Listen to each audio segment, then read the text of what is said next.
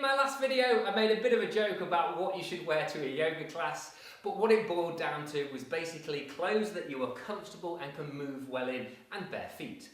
In this video, I'm going to run you through something called the Sun Salutation or the Surya Namaskar. It's sort of like the preparation sequence that we would use to warm the body up ready for some more advanced poses within the practice. It's made up of 12 poses. The first of which is Pranamasana or prayer pose, and this is arguably the most important pose within a practice because this is where we set our goals, we set our intentions and we offer the class to loved ones, relatives, friends, people you feel need a little bit of extra help, or if you're religious, a god of your choice. It's therefore the fifth of the niyamas, Ishvara Pranidhara, surrender. So Pranamasana is fairly straightforward, although complicated to actually perfect.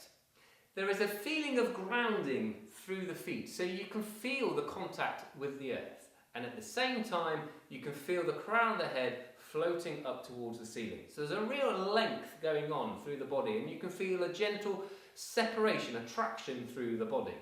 The hands come into a prayer, and there's a gentle pressure between the palms so the elbows flare out a little bit. And then the thumb knuckles rest on the sternum. After Pranamasana, we go into Hasta Uttanasana. I'm going to turn sideways for this one so you can see it.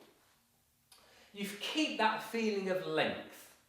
The hands are going to come shoulder distance apart and the palms face forwards. The arms are going to stay straight up so the elbows are roughly where your ears are. Squeezing the bum, drawing the navel in, we're going to lean backwards. And this is Hasta Uttanasana. Hasta Uttanasana goes into Uttanasana. So we get a back bend into a forward fold. Forward folds are very dependent on your flexibility. So if you've got high, tight hamstrings or back, then you're going to struggle with this. So let your knees bend. I don't mind how bent your knees are, as long as you can get your fingertips down to the floor. And I want your fingertips in line with the toe tips. I want you then to try and get your rib cage down onto the thighs. As you become more flexible, more mobile, you try and lengthen the back and place the rib cage further down the legs. Then you push the palms down towards the floor, and then you begin to straighten the legs. Uttanasana. Forward fold. After forward fold, we're going to go into something called Ashvasanchalanasana or equestrian pose. We're stepping back here. So, the front foot, the knee of that foot is going to be directly above the ankle. Not too far over the toes and not behind the heel. So it's above the ankle. The fingertips, again, are in line with the toe tips.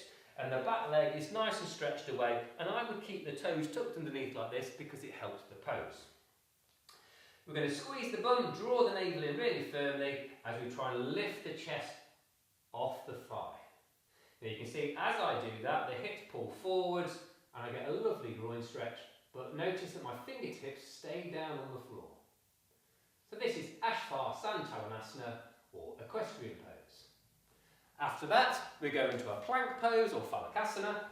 Here, the shoulders are directly above the wrists, the heels are above the toes, and there's a straight line from my crown through to my heels. Again, my stomach is engaged and there's a gentle tension through the body, ready for work. Next becomes Ashtanga Namaskar, or 8-pointed pose. The 8 points come from this. 2 toes are on the floor, 2 knees are on the floor, 2 hands are on the floor, and then the final 2 points, the chest and the chin, here. Again, there's a tension in the bum and a drawing in the navel. So this is Ashtanga Namaskar or 8-pointed pose. 8-pointed pose will then go into something called Bhujangasana or cobra pose. It is a back bend. Laying on the floor, squeezing the inner upper thighs together and pointing the toes as firmly as you can will engage all this posterior chain. You can see my backside is nice and tight now. The hands come underneath the shoulder and then I'm going to lift the head and lift the chest. Now this is just back work. My hands can come off the floor, see? Now if I want to take it a little bit further, I keep the tension in my back, but I just gently push with my hands. Here, Bhujangasana, cobra pose. After cobra pose, we're going to go into something called downward facing dog, which you've probably heard of before. It's one of the most common poses seen on TV, etc. when people are doing yoga.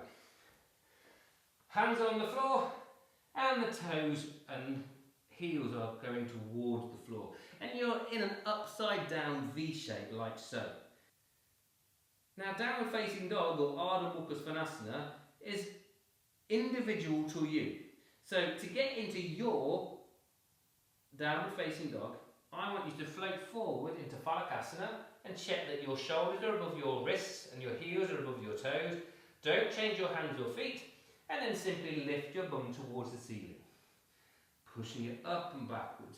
Encourage the heels towards the floor. If you're tight in the hamstrings, let your knees bend. I don't mind that. I'm looking for more straightened back and open shoulders than I am worried about whether you've got straight legs or not. So this could be your downward facing dog until eventually your shoulders start to open, and then you can lengthen your legs here. So this is Ardha Mukha Svanasana or downward facing dog. The next few poses we've already done. We go back into Ashwasana Chalanasana or equestrian pose but on the opposite leg, then into Uttanasana, forward fold, then back into Hasta Uttanasana, and finally returning into Pranamasana. So what I'm going to do now is basically just run through the Sun Salutation on one side on my right leg. We would normally in a class do right leg and then left leg, and then depending on how mean I'm feeling, we'll either do it once or maybe 12 times. So here we go. This is your Sun Salutation from start to finish.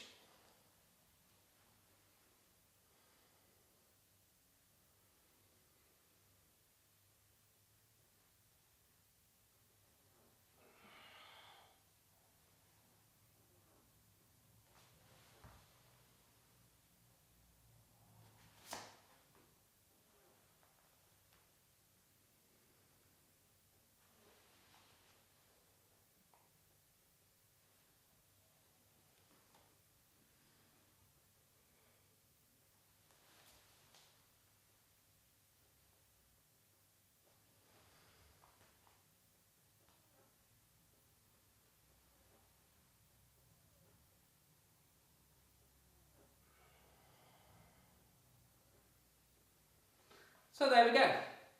Simple, straightforward, nice warm up for the body. Now you know what to do. Come on, make the call, book yourself in and come and join one of my classes. I'll see you there.